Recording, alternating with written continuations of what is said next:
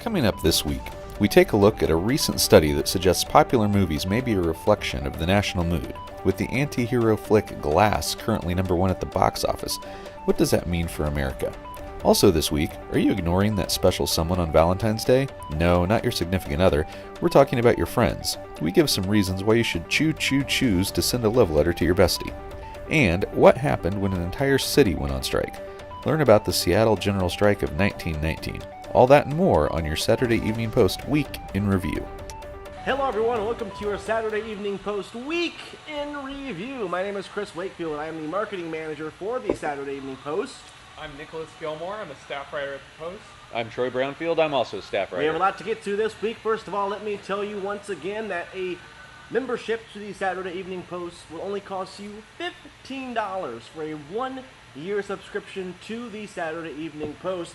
And that comes with a lot of cool things. You get 6 new issues of the Saturday Evening Post in your mailbox every single year, access to our online archives, over 200 years of American history, exclusive member benefits, which will really come in handy because Valentine's Day is coming up, and one of our corporate benefit partners is proflowers.com, so you can get some flowers at a really great discount. Those things and more for our Saturday Evening Post members. Again, only $15 a year. SaturdayEveningPost.com/subscribe. Troy, Sir. you have a piece up this week on SaturdayEveningPost.com about popular movies, and there was a study that kind of linked the national mood to movies that were popular, or vice versa. Right. This is... Which came first? The chicken or the egg? Okay, little Beastie Boys quote there. So, we have in film criticism a big school of thought where, the writers will tie the film, when it was made, what it's about, to what's going on in the country. This has been going on a long time. You can find that in even the earliest film writing. But Beau McCready, who for his day job is a researcher and data analyst, decided to take a look at the data that Internet Movie Database made available. They've started making some of this stuff available to the public, and he created a synthesis of all these user reviews and all these popular movies and broke them down by genre across a decade. And it's really interesting because you can use Beau's study to kind of look at all the chart. You can find the Tableau is embedded on our site, so it's people on your can, article, right? Yeah, so you can look at it and you can kind of drag over it, see what the 5 most popular movies were, according to user ranking and data and all this. So after writing this, do you subscribe to the belief that yes, there is a reflection in one or the other? Yeah, I think that there is often a truth about movies are made at a certain time.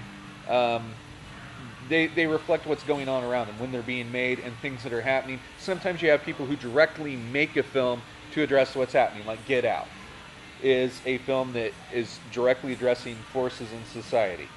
There are other films that coincidentally address things. A big example that I use in the piece that David J. Schall, who's a horror film historian, Stephen King will talk about, is The Exorcist.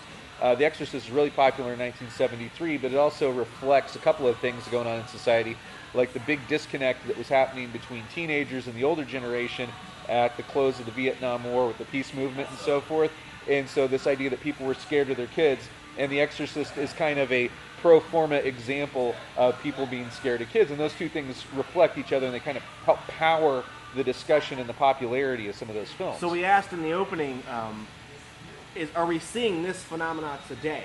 I mentioned Glass in the opening, but right now we're seeing this spat of superhero movies. And this genre just doesn't seem to die. What is that reflecting in the national mood? 2 things, I think. Number one, what happened with the superhero genre of the past, let's say even 20 years, is because the people who grew up on comics became filmmakers. And the tools were now available to make films that were more like the comics in terms of special effects and so forth, the kind of materials you need to make convincing costumes. All these different things weren't available before, and that's why a lot of those older movies and TV shows look cheesy and everything, but now you can bring that technical level of craft to it. Plus, a lot of the actors themselves grew up with the material, and so they want to treat the material respectfully because they were fans. So you've got this one level of the craft of it's better. The other thing is superheroes always tend to do well when times are bad. Like World War II, Superman, Captain Marvel, they were all selling like 1 million copies a month. Vietnam, comic sales were up. And right now, there's a lot of national uncertainty, and there's something that's comforting in the superhero films because there's generally a more clear good versus evil narrative. There's generally, there's a lot of humor in the movies that have helped make them popular. And there's a broader cross-section of, especially lately, of more representation in the movies, which kind of helps, which you don't necessarily see always in action films. And I think that kind of all these things are kind of mixed together. What do you think about this theory of movies reflecting the national mood? How do you feel right now? How do I feel? If you were a movie, what would you be? Chris, I just think we live in such a society. Yes, and? But I just learned that times are indeed bad. Okay. That's why superhero movies Just are learned on the that. rise. Right, yeah. It's up for debate, but you make some interesting points in your article, and you have, again, that graph and slider in the piece. So decide for yourself. Go to SaturdayEveningPost.com and read Troy's piece. Nick, you have a piece up about love letters to friends or loved ones, people who aren't your significant other, and this goes back to Charles Dickens. Yeah, so I think a lot of people might find it somewhat daunting to write a love letter to your beloved on Right. Valentine's Day. There's a lot of pressure there. Right. But there's significantly less pressure to write a love letter to your friends on Valentine's Day. Easy choice. And do you mean a handwritten, not a Facebook message or a tweet, but... You could type it, but handwritten is better. So Charles Dickens and his wife, Catherine, his correspondence to her was like pretty dry and practical and not really flowery in any way. But he had these letters to his friends in 1844 that were pretty colorful and lively and kind of more resembled love letters than his with his own wife. And so he had these two friends he was kind of playing matchmaker with to hook them up. And the Post published these letters in 1901 because they had been found around that time. And the Post actually didn't, they left out the names of the people he was writing to because one of them was still alive in 1901 when they published it. Now neither of them are. It's like Thomas Thompson and Joanna Winner.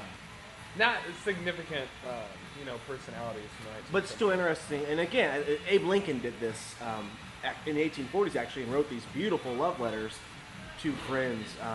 Go over to SaturdayEveningPost.com and read Nick's piece on love letters to friends. Then consider writing your friend a love letter. I expect one from Troy on Valentine's Day this year.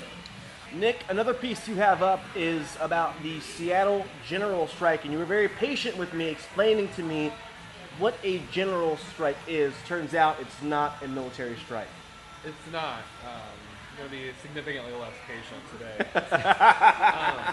So this general strike was one of the first of its kind in this country, particularly in how many people were involved and in that it was entirely peaceful. And it was 100 years ago this week. 100 years ago this week. As this video is playing somewhere, it will have been 100 years ago. It lasted 5 days, 5 or 6 days, in Seattle. And the important thing to remember about Seattle, to know about Seattle at this time, is that unions were everywhere. Everyone was unionized. Waitresses, drugstore clerks, house painters, in addition to shipyard workers, Marketing managers, train car conductors, things like that. So all these unions were connected, and they banded together to strike with the shipyard workers, whose wages hadn't increased after World War I, as they were promised. And so as the shipyard workers started striking, everyone else started striking with them, and this numbered to more than 60,000 people. Wow. When the general strike started. And so the mayor, Ole Hansen, was, when he was originally elected, he was thought to be kind of a labor-friendly mayor. The unions thought maybe they could trust him to at least, sort of be on their side. And that wasn't the case after the strike started.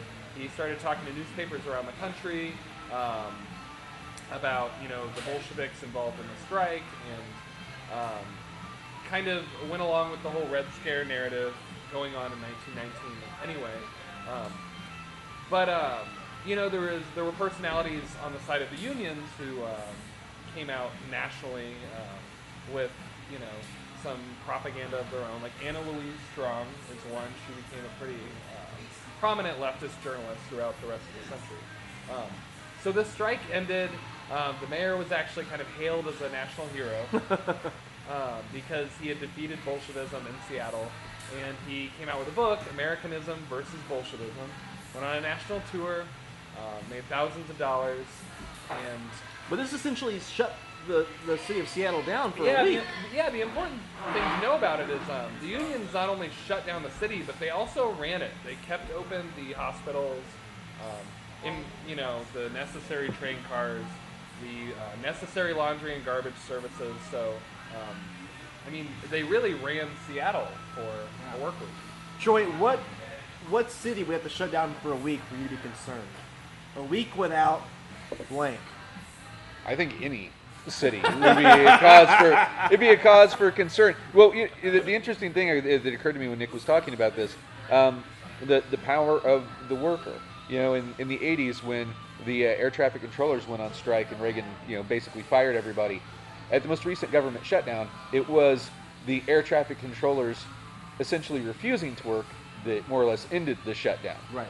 And so you've got kind of these two parallel narratives that shows, that labor strength is still there and wielded, properly. It may not be as organized as it used to be, but right. There's still strength in the movement. Go read Nick's piece over at SaturdayEveningPost.com now. And that is called A Week Without Seattle. A Week Without Seattle. Let's get to my favorite segment of the week. I live for these 5 minutes each week. Oh, you do. It's a segment we call Don't At Me. Things that may be pissing us off, getting our nerves under our skin. Things we have strong opinions about, but we don't want to hear yours. This is ours. Don't at us. Troy, we'll start with you. Go for it. Wednesday night, post-game press conference. Kevin Durant of the Golden State Warriors unloads on a reporter asking about trade rumors. And the story in the NBA right now is trades. And, Durant kind of went to the Warriors in a mercenary fashion, and so there's lots of rumors about trades and everything. And Durant, he just empties on this reporter saying things like, grow up, and who are you? And it was just an awful look, and he made the remark that, I just want to play basketball. Okay, let's break that down. If you want to be in a business to play basketball professionally, then you're required to talk to the press. So if you want to play on a playground, that's fine. Nobody wants to talk to you about it. But if you're going to play and earn an average of $6.2 million a year, as NBA players earn, they're going to expect you to talk to the press. If you don't want to talk about a trade rumor, say no comment and move on. But don't try to run a guy down. That whole grow up, who are you? That's the rich guy using his privilege on the guy who's not rich and famous. And it's a really, really ugly look. What would you have said if you were that reporter? Who am I? I would have said I'm a guy doing my job. And then, see what he says from there. But, that's the answer. I'm doing my job. My readers want to know. The fans in, California want to know, are you going to leave? Are you going to pull a Paul George and bail on your team after you said you're going to stay? What are you going to do? He doesn't have to answer, but he's supposed to be in front of those reporters. Right. Say no comment. We got to work on Troy's clapbacks. Nick, what's for the official clapback? Go to Twitter. What's on your mind this week? Speaking of clapbacks, I was thinking about this Nancy Pelosi clap. The condescending. Okay, that's the thing. Good for you. That's the thing. I don't think it was condescending. I didn't see that in the clap. I saw a person clapping. I didn't see that. I think I understand why a lot of people would like to read into that. They want it to be that. And see if Nancy Pelosi owning the president somehow. But I like my politicians to pretty explicitly state what they're trying to communicate, and I don't think reading into it and putting Nancy Pelosi's subtle maybe movements on a pedestal is a way, any way forward. Right. Okay. Don't at me. I mentioned this on Twitter earlier this week. I want to talk about real quick the Philadelphia Union and MLS soccer team that invited their fans to design their jerseys, or kits as we call them in soccer, for the new season. And all these great, passionate Philadelphia Union fans sent in their submissions. Then the Philadelphia Union proceeded to release a video making fun of the submissions that the fans sent in. And in the end, they picked their own house-made jersey. And this video was a very condescending, very like, oh, good for you, but we're not, that's ugly. No. It's like a 3-minute video. Did they say that's ugly? Pretty much. Did they clap? They did not clap. But they made a 3-minute They video. say, who are you? 3-minute video all running down their fan base. And soccer is the fastest growing sport in America right now. Yeah. I'm a 5-year season ticket holder of our Indy 11 here. And I couldn't see our club doing that, but for a club to do this to their fans, and there was a lot of backlash and outrage on Twitter from fans to the club saying, you asked us for this. Well, Did you just use us as a chance to go viral or make fun of us? it is Philadelphia. Leo Drozier once said they would boo Santa Claus at a Christmas game in Philadelphia. So there is that. Send us your own Don't At Me's on Twitter at Saturday Evening Post or podcast at SaturdayEveningPost.com. And speaking of podcasts, you can listen to other shows from the Saturday Evening Post, including the Week in Review, the Rockwell Minute, the History Minute, a lot of great stuff. Go to your favorite podcast platform, iTunes, Stitcher, Google Play, type in Saturday Evening Post, and you'll see a lot of things we have to offer. Nick, where can we find you online? I am on Twitter at Darwin Jr. with a Y. on Twitter at Troy Brownfield. And again, you can find us at Saturday Evening Post everywhere. That's all we have this week from Arizona Brewing. We will see you all next week.